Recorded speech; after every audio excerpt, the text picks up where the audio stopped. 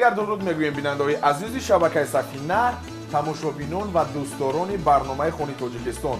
چون که گفتیم در شهر ایسور قرار داریم و امروز خاله گلندام برای ما یک خوراک ملی تاجیکی بسیار بولذت را آماده خواهد کرد. این هم باشد بهترش خودش گوید. بار دیگر سلام علیکم. علیکم. خب خاله گلندام امروز کدام خوراک را آماده میکنیم امروز برای بیننده ها؟ برای بیننده ها شیرکدو آماده میکنیم. خیلی خوب. و میبینیم که اینقدر محصولات زیاد نیست در بالای میز ما. چی کدام محصولات لازم است برای شیرکدو؟ برای فقط کدوی شیر. خب شروع میکنیم. من همالش برای شما خلال نمیرسونم. بینندگان گرامی بار دیگر چون که خاله گلندام گفتن امروز آماده میکنن شیرکدو، خوراک قدیمی، خوراک ملی تاجیکی و الکه من سخن زیاد نمیکنم زیرا با کار پرداختن، آغاز کردن با کار خاله گلندام و میبینیم که تا کدام اندازه چگونه آماده میکنن. از رفت این خوراک بسیار مسئول لازم نیست. شیر و کدو برویم.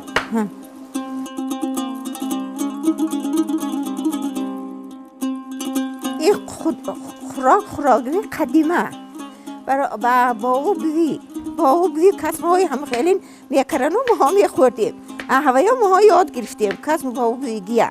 این شیر و کدو خودی آسانه. تو با اصلا کدو باز کدو خوراک آماده میکنن؟ این با میکنن منتو، سمبوسه، کدو شوربا، کدو آماج، همه استفاده از کدو استفاده میبرن از کدو. خب الان دوره شما وقتی که شما جوان بودید، نورس بودید، کودک بودید، خب بیشتر کدام خوراک رو آماده میکردن؟ خوراک‌های ملی در نظر دارم. من این آش سیو، آماشی به الفی خودتو کرد یا من این آماشی به کدو همینا میکردن. آش سیو کوچه به الفای بهاری.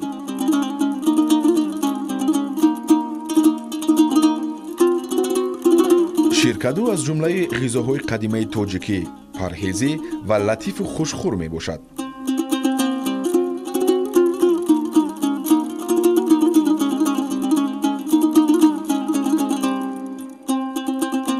امروز خاله گلندام برای ما شیرکدو خوراک ملی قدیمی آماده خواهند کرد.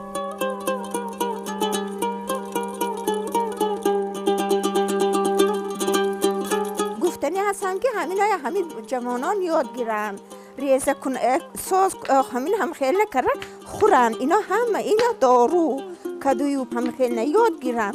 همین حاضر فرزنده هم خیلی اینا اوقاتای قدیمی کنن. بهار با کدو میشنانیم، زمین های پاول میکنیم کدو میشنانیم. با من کدوی میبریم و در تیرما میخوریم.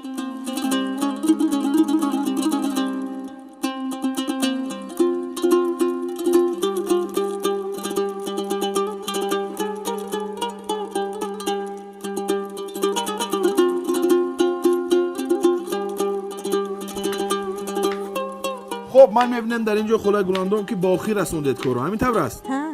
خب بیننده های گرامی، قسم اولی کاری ما باخی رسید و اکنون با کجا میرویم بعدا؟ با نزدیک دیگ. با نزدیک دیگ میرویم. نه من نزدیک دیگ میریم. بعد از چند لحظه با نزدیک دیگ میرویم. ما رو همراه باشید. اول در آب میندازیم، با کدو میندازیم، با شیر میندازیم، میشه شیرکدو. حاضر میجشانی علاقتی.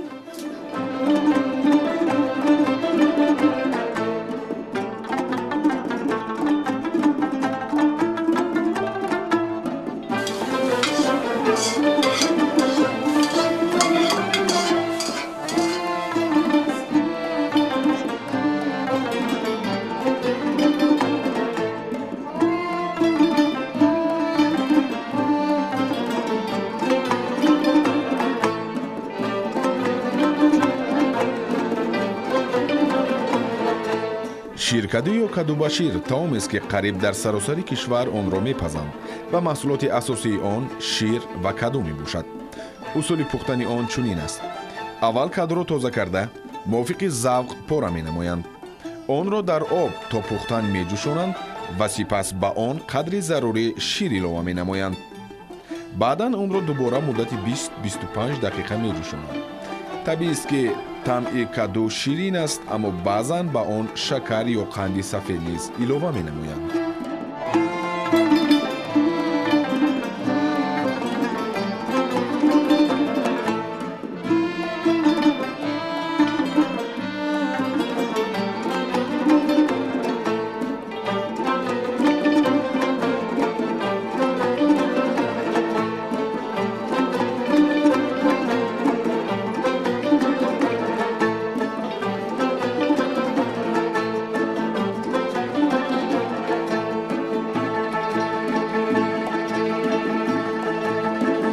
اساسا در سحر میکنن، اوقات سردستی.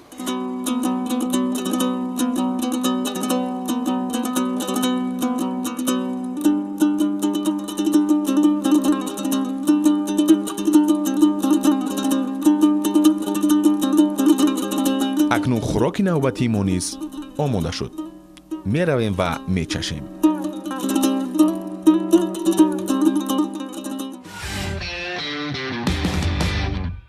بیننده‌های عزیز، اکنون شیرکدویی که خولای گلاندوم امروز آماده کردند پورا تیار شد و چیکار میکنه اکنون؟ تو حاضر میکشه. بکشه با اجازت خولای گلاندوم. مرحمت. لحظه های حساس.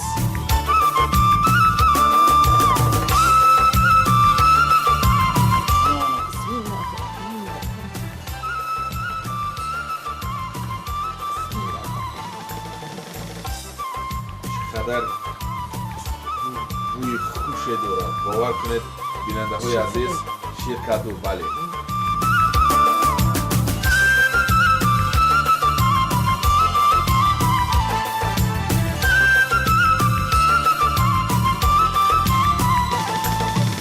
گردید و این رو با سر دسترخوان رفته استعمال میکنیم و میبینیم که چقدر لذت دارد، تا کدام اندازه لذت و مزه خاصی دارد.